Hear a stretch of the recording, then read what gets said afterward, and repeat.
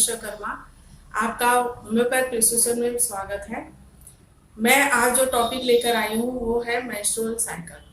Menstrual cycle ये physiological process है women's में, और ये स्टार्ट होती है जनरली 12 से 13 साल की उम्र में प्यूबर्टी, और उसके बाद जो है 45 से 50 साल वुमन में, तो जो कि उसको कहा जाता है मेनोपॉज।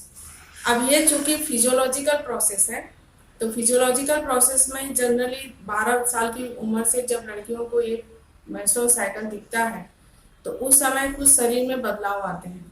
शरीर में बदलाव कारण है हार्मोनल चेंजेस। तो हार्मोनल चेंजेस की वजह से हर महीने एक लड़की में साइकिल जो आता है, जो कि 28 दिन के बाद आता है, जो कि नॉर्मल कहा जाता है, और 5 दिन तक रहता है, ये उसका ड्यूरेशन पीरियड है, और हर महीने ये लड़कियों में दिखता है। और 45 से 50 साल की उम्र तक वुमेन्स में होता है, और उसके बाद फिर मेनोपॉज आ जाता है, और जिसको दूसरी भाषा में उसको क्लाइमेटिक पीरियड भी कहा जाता है। ये जो है रिप्रोडक्शन पीरियड है। इस समय मतलब लड़कियों में साइकिल आना और ओव्यूलेशन होना, ओव्यूलेशन होने के बाद रिप्रोडक्शन होना, इस ड्यूरेशन में होता है, तो इसीलिए ये रिप्रोडक्टिव पीरियड भी कहा जाता है। तो ये चूंकि फिजियोलॉजिकल प्रोसेस है, हर लड़कियां उस दौर से गुजरती हैं, और ये जो है खास करके कुछ छुपा हुआ चीज होता है जो कि मतलब लड़कियां कहने से शर्माती हैं। अगर इसमें कोई डिसऑर्डर्स होते हैं तो लड़कियां किसी से भी नहीं कहती हैं, और कभी कभी ये बड़ा स्वरूप ले लेता है। तो आइए हम देखते हैं कि नॉर्मली इसमें क्या डिसऑर्डर्स हो सकते हैं। तो डिसऑर्डर्स में सबसे पहले जो है, जैसे कि हमने कहा कि 12 से 13 साल की उम्र में लड़कियों को इस तरह की साइकिल की समस्याएं मतलब होती हैं, और ये स्टार्ट होती है तो 28 से 30 दिन के ड्यूरेशन में मतलब ये आता है, तो ये तो नॉर्मल है। लेकिन अगर यही समय से पहले यानी कि 15 से 20 दिन पर, या समय से लेट यानी कि 30 दिन के बाद से, जैसे 35 दिन पे या 40 दिन पे अगर आता है, तो ये कुछ समस्याएं पैदा कर सकता है। और अगर किसी को ये 5 दिन के ड्यूरेशन के बाद भी लंबा खींचता हो, जैसे मान लो 10-15 दिन तक रह जाता है, या बहुत ही कम डिस्चार्ज होता है, एक ही दिन तक रहता है, तो ये भी कुछ समस्याएं पैदा करता है। तो मेरा कहने का मतलब है कि लड़कियां कुछ शर्म के मारे वो किसी भी डॉक्टर से नहीं बताती हैं, या अपने फैमिली मेंबर से नहीं बताती हैं। तो मेरा ये कहने का मतलब है कि जनरली लड़कियों को इस समस्या से जब गुजरना पड़ता है तो अपने फैमिली मेंबर से, या तो कोई बड़ी बहन या भाभी, और खास करके मम्मी से अपनी बात साझा करें, ताकि उस समस्या का समाधान हो। अगर ये समस्याएं बहुत ज्यादा हो जाती है और इस पे अगर नजरअंदाज कर दिया जाता है तो ये बहुत बड़ा स्वरूप ले लेता है, और जिसका असर जो है लड़कियों की पूरी जीवन पे पड़ता है, और खास करके रिप्रोडक्शन सिस्टम पे भी पड़ जाता है। तो बांझ जैसी समस्याएं भी आ जाती हैं, बच्चे नहीं पैदा कर पाती हैं, तो जो कि उनकी शादीशुदा लाइफ पे भी डिस्टर्ब करती है। तो हमारा कहने का मतलब ये इतना ही है कि ये है तो आंतरिक समस्याएं, लेकिन लड़कियों को इस मामले में सजग रहना चाहिए, और खास करके वो अपनी मम्मी से ये बातें न छुपाएं और अपनी मम्मी से साझा करें, ताकि हर समस्या का समाधान हो सके और कोई बड़ी चीजों से बच सके। अब देखा जाए कि रिप्रोडक्शन पीरियड में अगर क्लाइमेटिक पीरियड तक, जब ये 45 से 50 साल की उम्र तक होता है, तो कभी कभी क्या होता है कि किसी का बहुत जल्दी सीजेशन ऑफ मेंसेस हो जाता है, और जैसे देखा जाए 35-36 साल की उम्र में भी हो जाता है, जो कि कई और समस्याओं की संदेश करता है कि मतलब कई और बड़ी समस्याएं हो सकती हैं। और ये खास करके हार्मोनिक इम्बैलेंस, जैसे कि आजकल जो समस्याएं पैदा होती हैं थायराइड डिसऑर्डर्स में भी ये समस्याएं पाई जाती हैं। फिर बाद में अगर यही समस्या अगर बहुत लंबा खींचता है, जिसको मेनोरेजिया टाइप की डिसऑर्डर्स कहा जाता है, या मेट्रोरेजिया, जिसमें मतलब 2 मेंस्ट्रुअल साइकिल के पीरियड में कई बार उनको ब्लीडिंग होती है, या मेनोरेजिया जिस टाइप की कंडीशन जिसमें बहुत लंबा पीरियड और बहुत हैवी पीरियड्स होता है, तो उस समय भी ये कुछ समस्याएं होती हैं और जो कि हार्मोनिक इम्बैलेंस होता है। तो उस समय भी कुछ इन्वेस्टिगेशन करवाने के बाद उस समस्याओं का समाधान औरतों को करना चाहिए।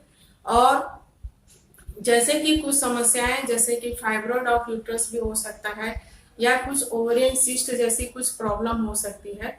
तो इस समस्याओं का समाधान कुछ जरूरी इन्वेस्टिगेशन के बाद करा जा सकता है। तो इसमें जो वुमेन्स हैं अपनी समस्याओं की तरफ गौर करें। अगर ये नॉर्मल है तब तो कोई दिक्कत नहीं है, लेकिन अगर थोड़ा सा भी ये पीरियड अगर मिसमैच होता है तो जरूरी आप नजदीकी डॉक्टर से संपर्क करें और इस समस्या का समाधान करें।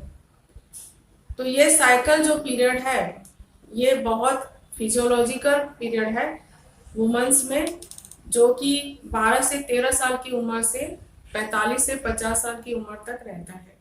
और ये थ्रू आउट रिप्रोडक्टिव पीरियड जो है वुमेन्स का बहुत सेफली गुजरे, इसके लिए कुछ समस्याओं जो उत्पन्न होती है। तो इसमें जैसे कि हम लोग सैनिटरी पैड का इस्तेमाल कर सकते हैं। कुछ जो गांव में जो महिलाएं या थोड़ा सा अशिक्षित हैं, जो कि बहुत गंदे कपड़े का इस्तेमाल करती हैं, उसको मतलब बहुत अच्छे से धुलती नहीं है, या प्राइवेट पार्ट्स का बहुत अच्छे से ख्याल नहीं रखती हैं, और इसकी वजह से भी कुछ इन्फेक्शन पैदा हो जाते हैं, जैसे पेल्विक इन्फ्लामेटरी डिसीज है, सर्विसाइटिस टाइप की डिसीज है। इस टाइप की डिसीज इसमें पैदा हो जाती है। तो मेंस्ट्रुअल साइकिल के पीरियड में कुछ सैनिटरी पैड्स का जो कि बहुत अच्छा और सेफली है उसका इस्तेमाल करिए। और कपड़े जो हैं बहुत ज़्यादा मतलब साफ सफाई वाले रहें। और उस पीरियड में जो 3 दिन का पीरियड होता है जो कि साइकिल का बहुत अहम पीरियड माना जाता है, उस दिन कुछ जो लेडीज को खाना चाहिए उसमें कुछ डाइट भी बहुत अच्छा होना चाहिए, क्योंकि लगभग प्रति पीरियड में लगभग माना जाए देखा जाए तो 50 ml तक ब्लड का लॉस हो जाता है।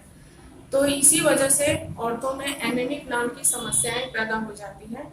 ये समस्या न हो इसके लिए लड़कियों को खास करके हैवी डाइट देना चाहिए, ताकि आयरन का स्रोत बना रहे और वो एनीमिक न हो। लेकिन जनरली हम देखते हैं कि जहाँ इलिटरेट, जहाँ की अशिक्षा है, जहाँ मतलब पर्सन नहीं जानता है कि मतलब साइकिल जो है इसमें इतना ब्लड लॉस हो जाता है और लड़कियों को अच्छा डाइट का सेवन करना चाहिए, तो नहीं मिल पाता है। और यही करते करते हीमोग्लोबिन का लेवल बहुत कम हो जाता है और वो आयरन डेफिशिएंसी एनीमिया और अन्य टाइप के एनीमिया से ग्रसित हो जाती है, जिसका प्रभाव उनके ऑल ओवर बॉडी पे पड़ता है। तो ये कुछ जरूरी इंस्ट्रक्शन है लड़कियों के लिए और औरतों के लिए कि हम लोगों को जो नॉर्मल डाइट जो लड़कियों के लिए तय है उससे भी कुछ एक्स्ट्रा हमको चाहिए। तो इसलिए मेरा खास अंदेशा है ये वीडियो बनाने का कि ये देखा जाए तो बहुत वैसी समस्या है जो कि नहीं के बराबर है, लेकिन अगर इसे अनदेखा किया जाए तो बहुत बड़ी समस्याएं पैदा कर सकती हैं। तो लड़कियां जो हैं या एक गृहिणी है या एक वुमन है जो कि पिलर ऑफ हाउस है, जो कि हमारे घर का एक खंभा है जिस पे सारा घर टिका रहता है, तो क्यों ना उसको मजबूत होना चाहिए। बस मेरा यही अंदेशा है। और शिक्षा बहुत ज़रूरी है और इसके प्रति जागरूकता बहुत ज़रूरी है। और ख़ास करके माता का और पुत्री का जो रिलेशन एक मित्रता के तौर पे होना चाहिए। जब लड़की सयानी होती है तो माता को भी चाहिए कि उसे ऐसा व्यवहार करे ताकि लड़की अपनी सारी प्रॉब्लम जो है एक माँ को कहे। बस यही आशा करती हूँ कि इससे कुछ आपको अंदेशा हुआ होगा कि मतलब ये समस्याओं से जो लड़कियां जूझती हैं तो उसको दबाने की कोशिश ना करें, इसको फॉरवर्ड आगे लाने की कोशिश करें और इस समस्या का समाधान करें। जो अच्छे से डॉक्टर्स को दिखाएं, अच्छा इन्वेस्टिगेशन करने के बाद उसको अच्छी तरह से ट्रीटमेंट करने के बाद समस्या का समाधान करें। बस बाकी तो अंत तक मेरा वीडियो देखने के लिए धन्यवाद। और मैं चाहती हूँ कि आप इस वीडियो को सब्सक्राइब करें, लाइक करें और ज़्यादा से ज़्यादा शेयर करने की कोशिश करें। Thank you.